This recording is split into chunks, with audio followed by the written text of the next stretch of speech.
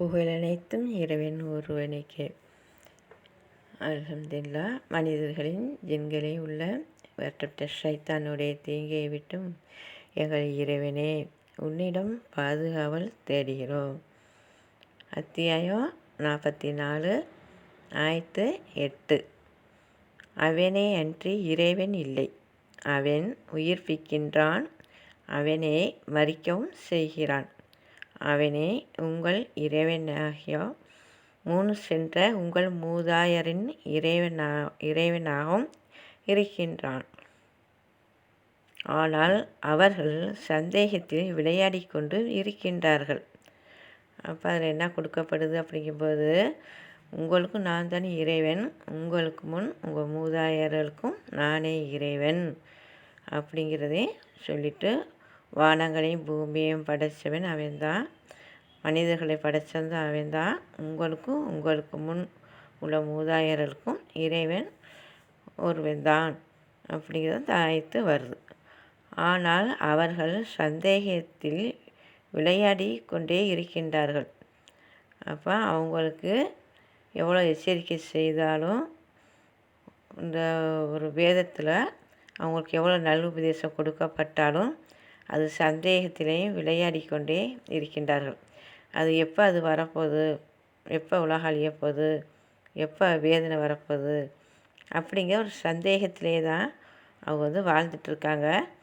இன்னும் இறைவனுடைய உள்ளட்சத்துலேயும் அந்த பயத்துலேயும் இந்த வேதத்துக்குள்ளே அவங்க நுழையாமல் அதை ஒரு சுகபோக்கியாக வாழ்ந்துட்டுருக்காங்க அப்படிங்கிறதுக்கு அது வருது. ஆகவே வானம் தெளிவான புகையை கொண்டு வரும் நாளை நீ எதிர்பார்ப்பீராக. யார் இந்த மாதிரி அலட்சியத்தில் இருக்கிறாங்களோ அவங்களுக்கு என்ன சொல்லப்படுது அப்படிங்கும்போது, வானம் தெளிவான புகையை கொண்டு வரும் நாளை எதிர்பார்ப்பீராக. அந்த மாதிரி உள்ள அல்லாஹ்வுடைய நன்மையில் புறக்கணிக்கிறவர்களுக்கு அது வேதனை கொடுக்கக்கூடிய அந்த வானம் புகையாக கொண்டு வரப்படும் அப்படின்னு நீங்கள் எதிர்பார்ப்பீராக அப்படிங்கிறது சொல்லப்படுது. மனிதர்களை சூழ்ந்து கொள்ளும், அது நோவினை செய்யும் வேதனையாகும். அப்போ அந்த புகை மனிதனை சூழ்ந்து கொள்ளும், அது வேதனை கொடுக்கும், நோவினை கொடுக்கும், வேதனையாகும் அப்படிங்கிறது வருது. அப்போ எப்படி அந்த புகைக்குள்ளே போய் நின்றா செத்த நேரம் நின்றா முடியுமா? அப்படி மூச்சு திணறி போய் வரும். அப்போ அந்த மாதிரி வேதனையெல்லாம் இருக்குது. நீங்கள் அதுக்கு முன்னாடியே நம்பிக்கை கொண்டு இறைவனுடைய இந்த வேதத்தை பின்பற்றி வாழ்ந்து வாங்க, அந்த மாதிரி தீங்குலேருந்து உங்களை பாதுகாத்து கொள்ளுங்க அப்படிங்கிறதுக்கு தான் அந்த ஒரு ஆயத்தும் கொடுக்கப்படுது. எங்கள் இறைவனே எங்களை விட்டு இந்த வேதனையை நீக்குவாயாக, நிச்சயமாக நாங்கள் நம்பிக்கை கொண்டவர்களாக இருக்கின்றோம். அப்போ அந்த வேதனை வரும்போது அவங்க சொல்கிறாங்க, எங்கள் இறைவனே எங்களை விட்டு இந்த வேதனையை நீக்குவாயாக, நிச்சயமாக நாங்கள் நம்பிக்கை கொண்டவர்களாக இருக்கின்றோம். அப்போ நாங்கள் நம்பிக்கை கொண்டு வாழ்கிறோம், எங்களுக்கு இந்த வேதனையை நீக்கிடு அப்படின்ட்டு இறைவன்கிட்ட கேட்குறாங்க. அவர்களின் கற்பனைகள் எவ்வாறு பலனளிக்கும்? தெளிவான சிந்தனையை கொண்டு தூதர் அவர்களிடம் வந்துள்ள நிலையில். அப்போ எத்தனை மனிதர் மூலியமாகவும் நற்செய்தி எவ்வளோதோ உங்களுக்கு கொடுக்கப்பட்டு அவங்க கேட்டிருக்காங்க. வேதத்தில் எவ்வளோ இறக்கப்பட்டிருக்கு, இவ்வளோதும் கேட்டு இவ்வளோதும் இறக்கப்பட்டதையும் பார்த்துட்டு அவங்க அதுபடி வாழாமல் இருந்துட்டு இப்போ நான் நம்பிக்கை கொண்டு வாழ்கிறேன் அப்படின்னு அவங்க சொல்லும்போது நான் எப்படி அதை அவங்களுக்கு ஏற்றுக்கிற முடியும் அப்படிங்கிறதும் வருது. அவர்கள் கற்பனைகள் எவ்வாறு பலனளிக்கும்? தெளிவான சிந்தனை கொண்டு தூதர் அவர்களிடம் வந்துள்ள நிலையில். அப்போ என்ன நினைப்பா, பார்த்துக்குறோம் அந்த வேதனை எப்போ வரப்போகுது, எப்போ நம்ம உயிர் போகுது, எப்போ இந்த வேதனை வரப்போகுது அப்படிங்கிறத அதை என்ன நினைக்கிறாங்கன்னா அலட்சியமாக இருந்துறாங்க. அது ஒரு கற்பனையாகவே நினச்சிறாங்க, கற்பனை பண்ணிகிட்ருக்காங்க அப்படிங்கிறது வருது. அவர்களை விட்டும் பின்வாங்கி கொண்டு கற்பிக்கப்பட்டவர் பைத்தியக்காரர் எனும் கூறினார்.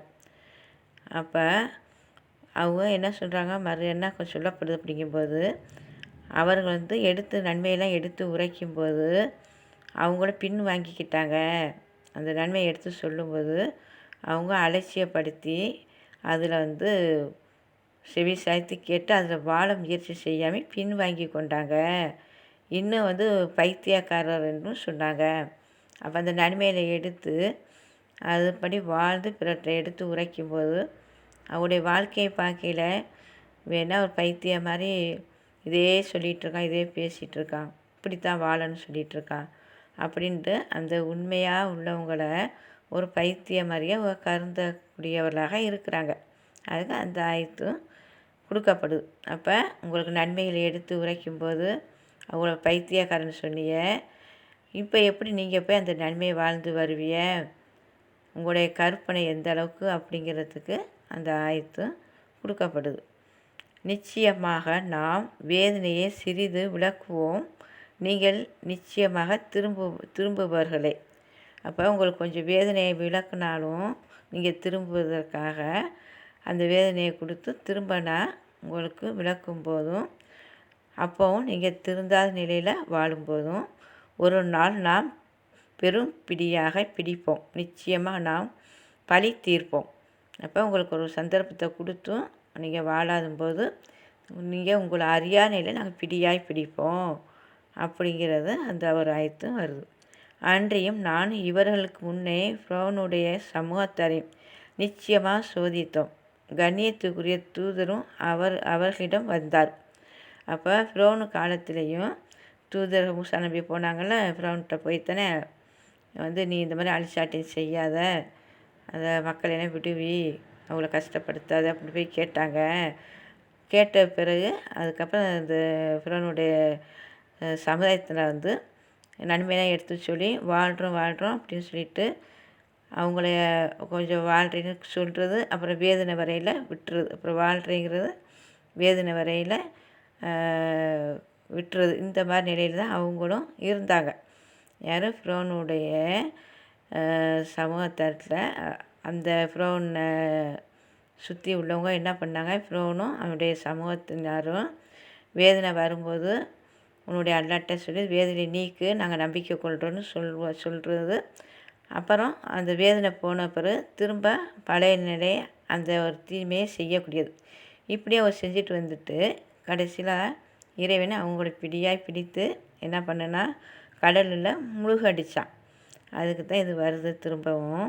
ஆண்டி நாம் இவர்களுக்கு முன்னே ஃபிரௌனுடைய சமூகத்தாரை நிச்சயமாக சோதித்தோம், கண்ணியத்துக்குரிய தூதர் அவரிடம் வந்தார்.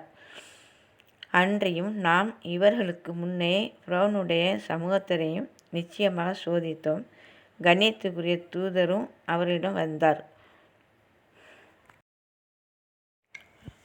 அப்போ அந்த சமூகத்தினரை அவங்க சொல்லிவிட்டு மூசா நபிட்ட என்ன சொல்கிறாங்க, நீங்கள்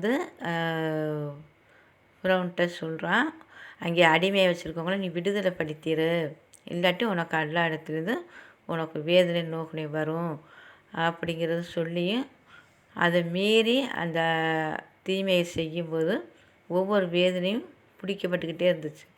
அப்போ ஒவ்வொரு வேதனையும் பிடிக்கப்பட்டும் அந்த வேதனை வரும்போது இல்லை ஒன்று இறைவன்ட்டு வேதனை நீக்க சொல்லு, நான் நம்பிக்கை கொள்கிறோம் அப்படின்னு சொல்கிறது.